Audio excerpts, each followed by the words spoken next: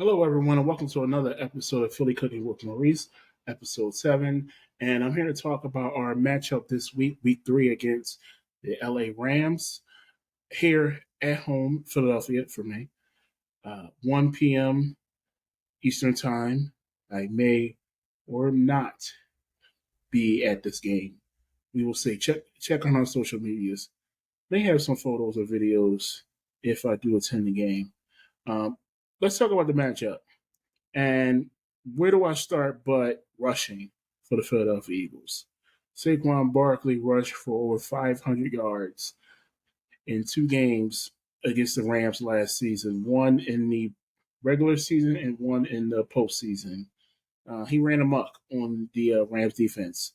Uh, we'll see. I know it's not the same teams last year, but they never are. But we will see if the matchup stays the same for the Rams. Now they have a lot of young guys, young talented guys. Fisk should be back, should be healthy for this game. Jared Verse, Byron Young, a lot of guys, a lot of young guys. But they had a real big issue stopping the run last season against Saquon Barkley and this Eagles offensive line. Last week I mentioned in our matchup against the Kansas City Chiefs, the preview, I mentioned blocking. The blocking was better. It improved for the Chiefs game. They came out and they really did a good job, even though the Chiefs defense was still focused on Saquon. The Eagles did a good job blocking with an extra lineman, Fred Johnson. I've seen a lot out there blocking.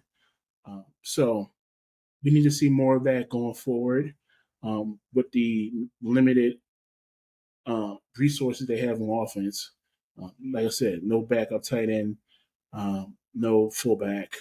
And speaking of tight end, Dallas Goedert should be starting this game. Should be healthy enough to start in this game, which is good. Another weapon for Jalen Hurts. Um, the offense, when it comes to passing, it's been very mediocre the last 2 weeks. Well, the second half of the Dallas Cowboys game and the entire Chiefs game. The passing offense has been very lackluster. We're going to see if they can throw the ball down the field against the Rams, or do they stick to the formula, stick to the script that won them 2 games last year with the Rams, which is just get holes open for Saquon, let him run and do what he wants against that defense. Now, their Rams defense, they had 5 sacks last week. So we're going to see if they can get pressure on Jalen Hurts. Like I said, the key matchup for the Eagles offense is going to be Saquon against that defensive front of the Rams. If Saquon can run, it's going to be a long day for the LA Rams. A long day. All right, so let's move on to the defense. Matthew Stafford. What can you say about Matthew Stafford? He's been consistent, very consistent. As he's gotten older, he's gotten some, injuries. So, when healthy, Matthew Stafford is a top 10 quarterback. He's a top 10 quarterback, and it's not going to be an easy walk in the park for the Eagles defense, specifically their secondary. Devontae Adams, Puka Nacua, both of them are really good. Nacua is in his prime. Adams may be on the back end, but he's still really good. Had a touchdown last week. I see this Rams offense putting up some points. And don't forget about Kyron Williams, too. Kyron Williams is a really good running back.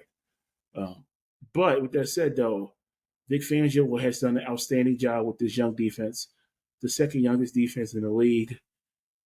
He's done wonders to this defense. And to be fair, they haven't really gotten a lot of pressure, a lot of sacks so far this season. I thought last week in their matchup against the Kansas City Chiefs, I thought Zadarius Smith gave them a little jump. He still had something in the tank, which is good. So yeah, I really do like our defensive front. They got to get pressure on Stafford. You got to get pressure. It was reported earlier this week that Vic Fangio was challenging Jalen Carter to step up and be a force on that defensive line. And it's hard for him to do when you're getting double teamed.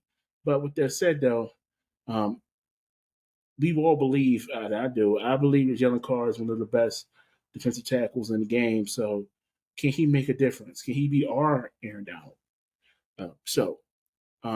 Our secondary, like I said, Devontae Adams, Puka Nacua, Higbee, they got some good weapons there. And with Kyron Williams out of the backfield, they got some weapons there that could really change this matchup. Now, Andrew Makuba, so he's come a long way in a short amount of time as a rookie. And he had a big interception. A lot of people will say a game saving interception for the Philadelphia Eagles last week. We're going to see if he can keep that up and continue to be that ball hawk that we gave up in CJ Gardner Johnson. Can he be that CJ for us going forward? I like what I see so far, though. But the matchup is if Quinyon Mitchell is matched up with Devontae Adams, can Cooper DeJean and whoever else is there, stop Puka? That's going to be a very key matchup to watch in this game. So overall, as I said, it's going to be really quick. I like the Eagles in this matchup. I like them winning this game. The score is going to be 28-21. Philadelphia Eagles. Like the last game in the snow in the playoffs, it's going to come down to one possession. So far this year, that's been a saving grace for the Eagles, and they've won games, in the clutch. Thanks solely in part to the touch push, but that's a conversation we have on the 14 ranks podcast every Wednesday. Might be the last dance, if you will, for the touch push this season. But yeah, check that episode out from last week, from last Wednesday. It was a good episode. With that though, like I said, 28-21 Eagles that got winning this game. Eagles are going to go 3-0. Good start to their season. And check the socials. Might be posting from the link this Sunday. So anyway, thank you for watching this episode of Fully Cooking with Maurice. Like I said, check out all our episodes on YouTube. And if you don't have YouTube, you can't watch on YouTube, watch on Spotify, Amazon, Apple, iHeart. Check us out on Facebook, Threads, TikTok, all that. Anyway, see you. Have a good weekend. And go Birds.